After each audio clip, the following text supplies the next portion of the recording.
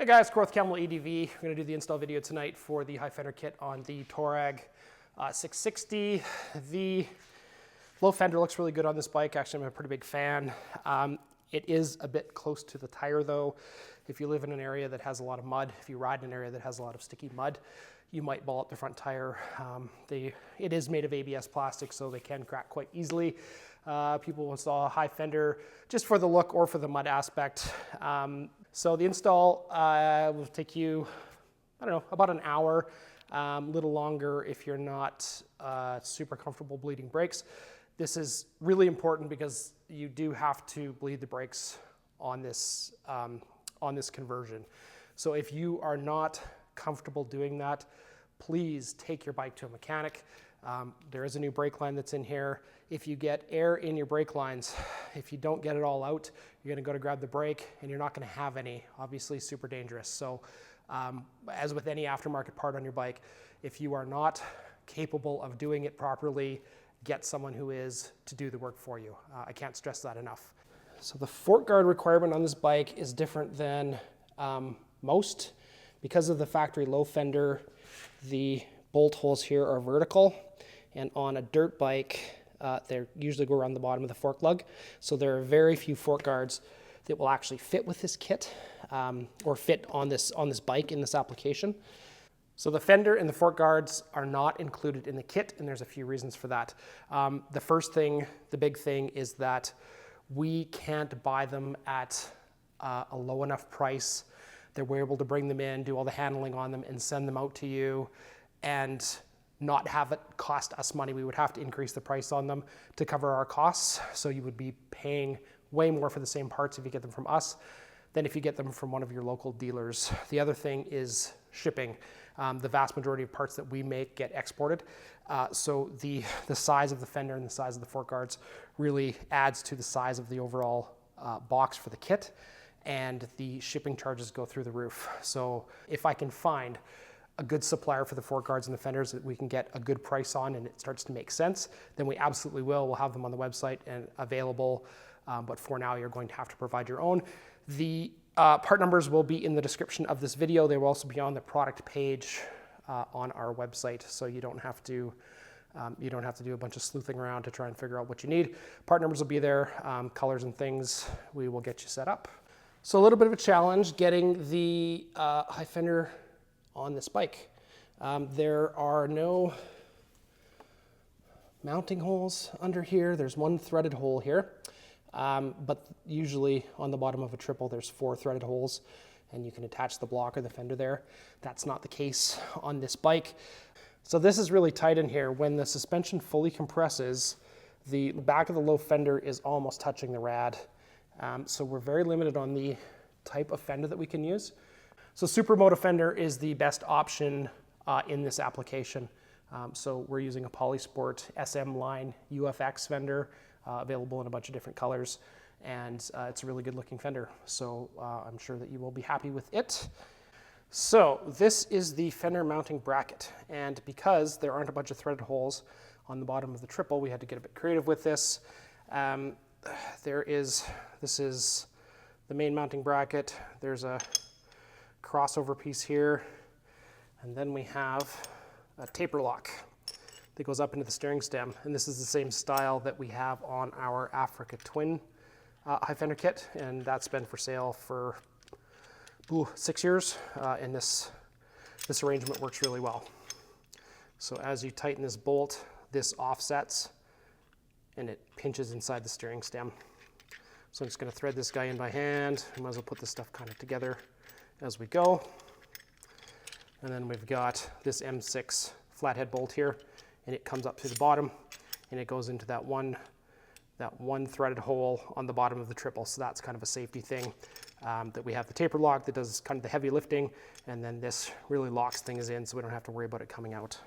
We have 2 cable guides, or brake line guides, I should say, hose guides.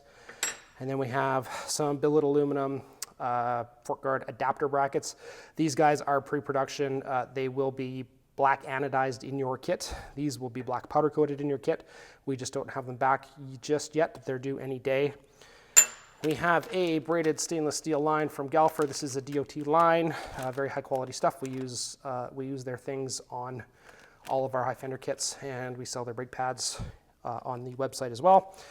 We have some Loctite, there's a few spacers here, various nuts and bolts. So these are fork guards that we're going to use on this bike, and this is a KTM part, and it is actually a high fender conversion fork guard for the 901 Norden. So the 790 Adventure and 890 Adventure fork guards will fit, but they have some orange stuff that's molded right into the plastic. If you get these Norden ones, they have no other colors, they're just solid black. We'll do this right now. And I'll put this part number in the description on the video and on our website. And then this is the Polysport UFX fender, SM line, SM being Supermoto. It is a pretty cool fender, looks really good. So we'll put the part number from this guy on the website as well and in the description with different colors.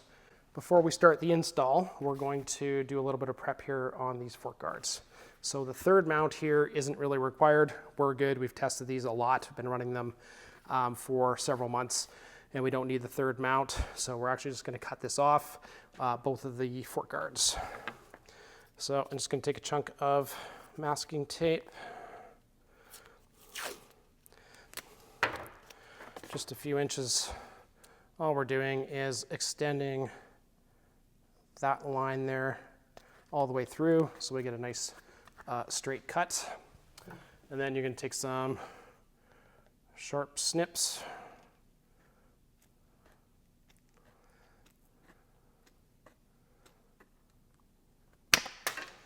Like so. And you can spend as much or as little time cleaning this up if you want to run a file over it. It's not a sharp edge, it's not an ugly edge. It's not really visible on the bike anyway. And we're going to do the same thing on the other fork guard.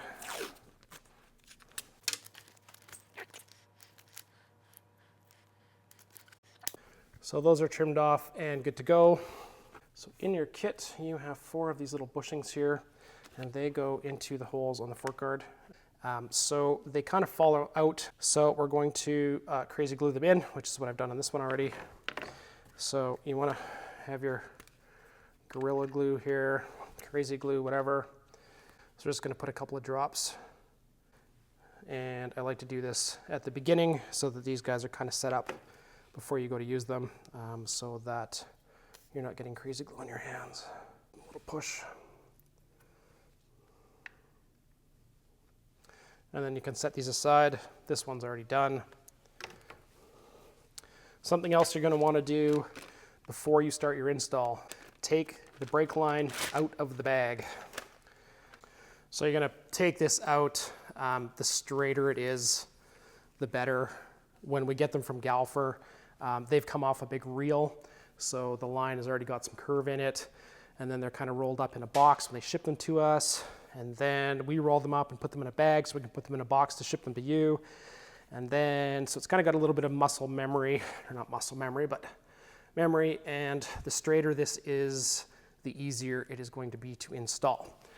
We're going to go over to the bike and we're going to strip off the low fender, and then we can start installing the new stuff. So we're going to take the low fender off. This is the first bolt we're going to take off, is on this cable guide here.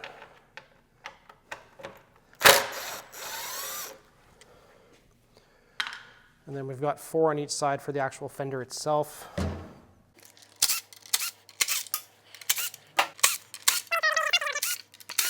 So when you go to take this off, you're going to lift up, and then you're going to have to, the back legs here, you're going to have to squeeze them through. And then we can set the low fender aside. Brake fluid is nasty stuff. It's pretty corrosive. It's not good for you. You might want to put on rubber gloves for this. We're going to crack the brake line here. And when we do, we're going to have brake fluid leaking out. So we've got a small cup here to catch it. You want to have some rags handy too in case you spill this on anything. This guy is currently empty because we've had this on and off a bunch of times for the R&D. You're going to have a bunch of fluid leaking out of here, so just be aware of that. I'm going to take the banjo bolt out. And you can discard the copper washers. There are new ones in your kit. So with these brake lines loose, we're going to come up. We're going to open the double P clamp here and get the lines out. And set this aside. We're not going to use it again. And we're going to go to the other side of the bike. Same thing, we're going to take the brake line off. Nothing different over here, so I'm not going to move the camera. The only noteworthy thing is on the left side of the bike you have a single banjo bolt, and on the right side you have a double. And the bolts are going to get reused, but not the sealing washers. The OEM crossover brake line can get set aside. You're not going to use it again. So to minimize the amount of brake fluid that is leaking out all over your stuff, we're going to button this back up. We're going to put the new crossover line on. So you're going to take your banjo bolt and you're going to put a sealing washer on. And the ID of the sealing washer, the inside diameter, is almost exactly the same as the OD of the bolt, so it is a tight fit going in. We're going to put one of the sealing washers on. We're going to slide that through the brake line. So this brake line here that's left goes up to the ABS pump. So this line remains on the bike. So we take the double banjo bolt, we're going to put one sealing washer on there. We're going to put another new sealing washer on it, like so. And then we're going to take our new crossover line. We're going to slide it on, and we're going to put one more sealing washer. And then there's a little aluminum boss here. So there's an aluminum tab, and the banjo fitting goes behind that aluminum tab. If it's sticking out here, you're going to catch it on stuff and break the fitting off, and that's a bad day. So you've got your crossover hose here. We're going to put it to the other side. So we're going to grab the crossover line and take the banjo bolt. I'm going to put a new sealing washer on it. Get this guy started. Like I said, they're a tight fit. When we go to put the hose on, the orientation is important. This is correct. This is not correct with this big twist in here. And that is part of the laying the hose out in advance, so it is nice and relaxed when you go to do it. I got that sealing washer, and we'll get it going into the caliper here. And you don't want to force any of this stuff. It's small fine thread stuff, and then it's center drilled for the fluid to go through. So we're going to tighten this up, and we're going to install our cable guides. So these are M5x16 socket heads, and we're going to put a dab of blue Loctite on them and a flat washer.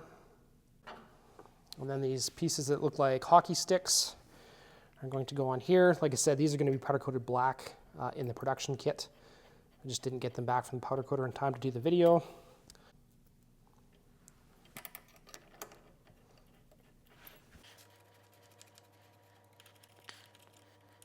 So we're going to take two P-clamps, one for each of the brake lines, and then we're going to install them against the hose guide in this arrangement.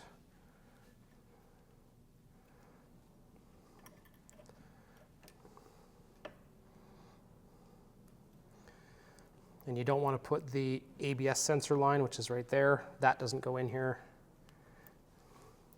But we're going to take our, this is an M6x16 Euro head, so it's a large flange Euro head that's got an 8mm hex and a 30 Torx on the inside. Really cool, versatile bolt. Put that through the hole here. And then on the back side, I'm going to put an M6 flat washer and a nylock nut. Trying to do all this stuff and keep my body out of the camera view is a bit challenging at times.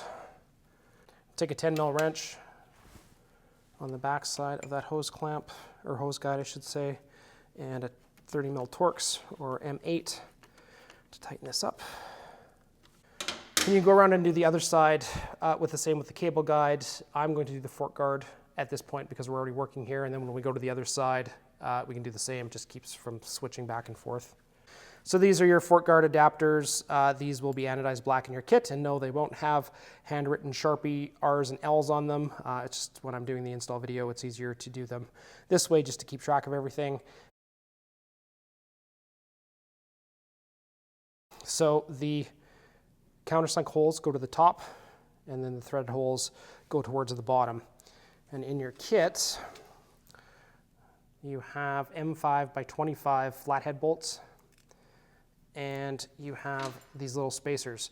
So we're going to take a tiny little dab of blue Loctite, because these are itty bitty bolts. They don't need a whole lot.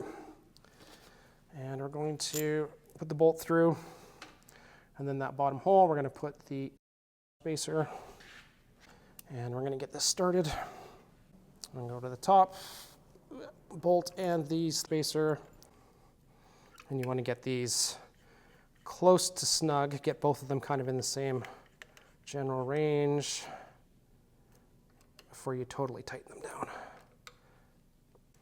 So we're going to grab our fork guard, and we're going to put it on here at the same time, and then we'll go to the other and do those 3 steps on the left side of the bike.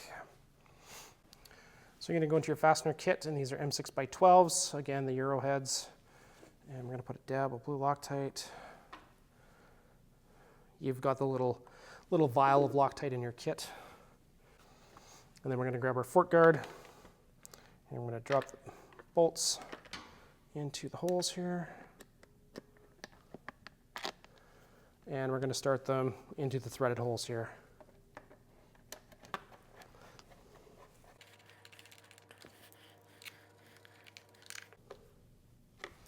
And then we're going to go to the other side and do all of those steps again.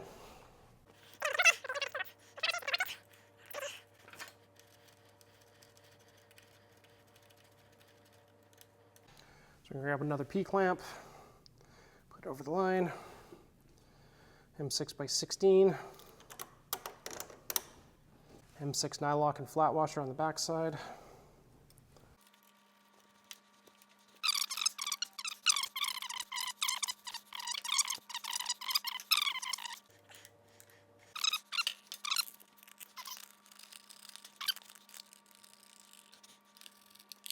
There is a black plastic keeper here for this brake line. So it's important to notice when you turn the bars to full lock to the right-hand side, the fork hits that brake line. The reason that I show you that is after we do the high fender kit, the fork will hit the brake line still, and I don't want you to think that, that there's something wrong, that it does do that from the factory. So I just wanted to point that out. So there are 2 bolts here to get this out. We can just grab the line and pull it out. The rubber here will pop out of the clip. Yours may have a zip tie on it. Some of them I've seen do have zip ties. Ours didn't. It's one of the first bikes that was in the country though. So whether that has anything to do with it or not.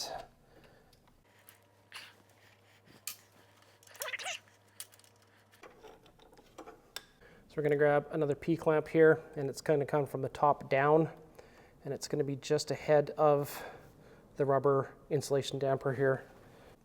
So we got an M5 by 12 and a larger diameter flat washer. Let's put that together. As always, dab of blue. And we're going to put that P-clamp into that factory threaded hole.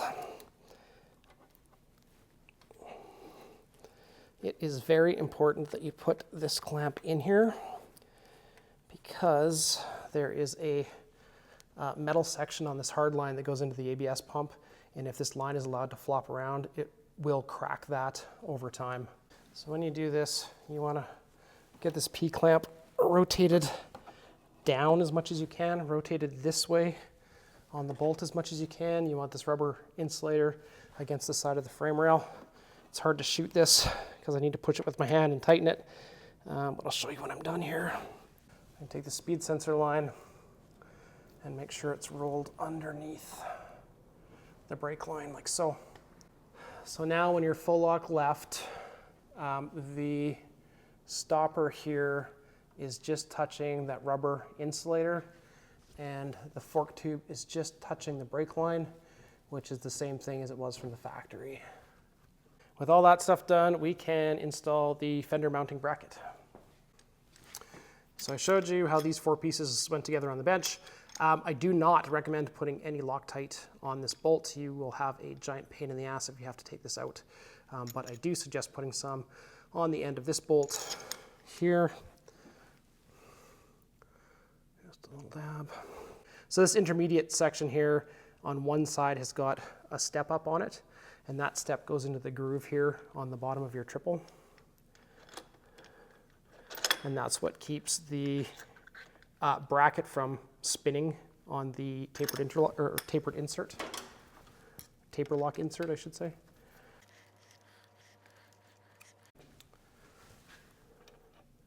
And then this is a 5mm Allen for the taper lock. And just snug is all you need.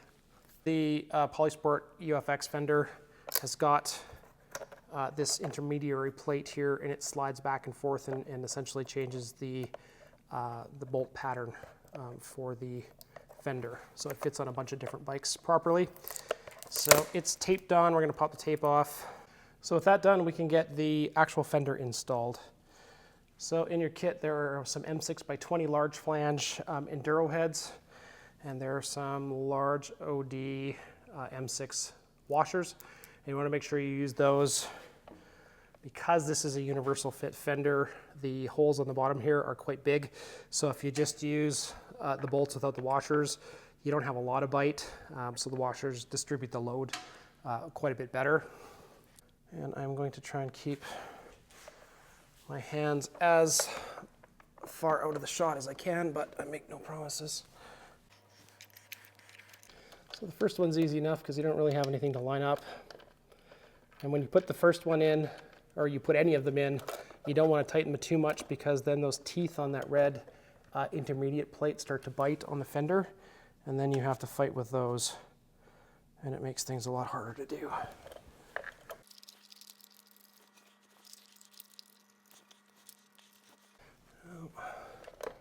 Just kind of give this a wiggle as we tighten it. So the bolt pattern that's on the bottom of our bracket is the older KTM setup. I want to say 2013 and older, or pre-2013. I can't remember whether 13 is the split year or the last year. But that is the bolt pattern. You won't get a full size motocross fender in here because of how tight the front fender, the front wheel is to the rad at full suspension compression. Also, if you have an aftermarket rad guard, I don't even know whether there's any out, but if you have an aftermarket rad guard which is thicker, you need to be really careful. So you can see how little room there is here. There's, I don't know, maybe 10 mil between the factory rad guard and this fender and the tire. If you have a big knobby tire, especially this one is a 9100, you at times will rub the tire on this fender. It's unavoidable with how close this rad is. We couldn't move the fender back any farther, and a full-size motocross fender just is not going to be a good fit in this application.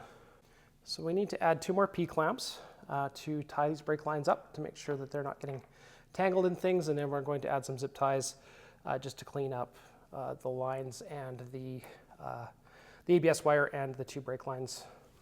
So on this fender, so we're about 10 mil up from this line on the fender. You can kind of see where the brake lines are going to lay out. We're about 25 millimeters. Put a hole. So we're going to put a P-clamp on our hose here. Right, the hole's going to go to the bottom. I'm going to put our M6x16 bolt through the clamp, through the hole we just drilled, and an M6 and an eye-lock on the back side. Then we're going to take our wrench to hold the nut.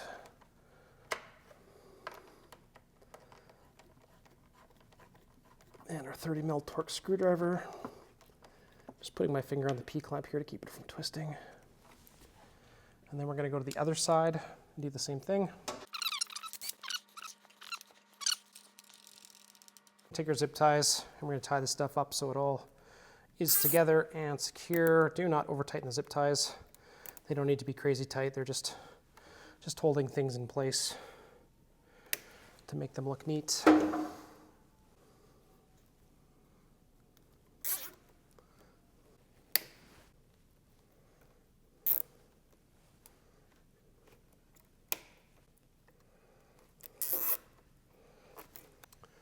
So the last zip tie I've got is just above the P-clamp here, and that's when things are going to split off.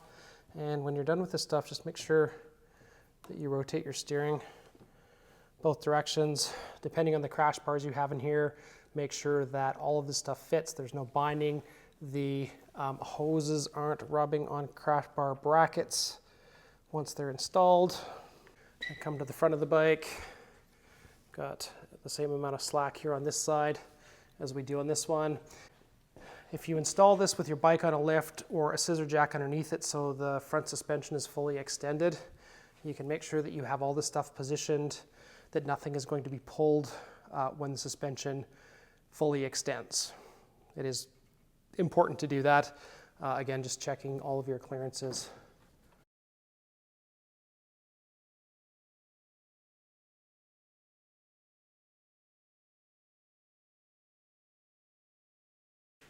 That wraps up the installation video for the High Fender Kit on the Aprilia Tuareg 660.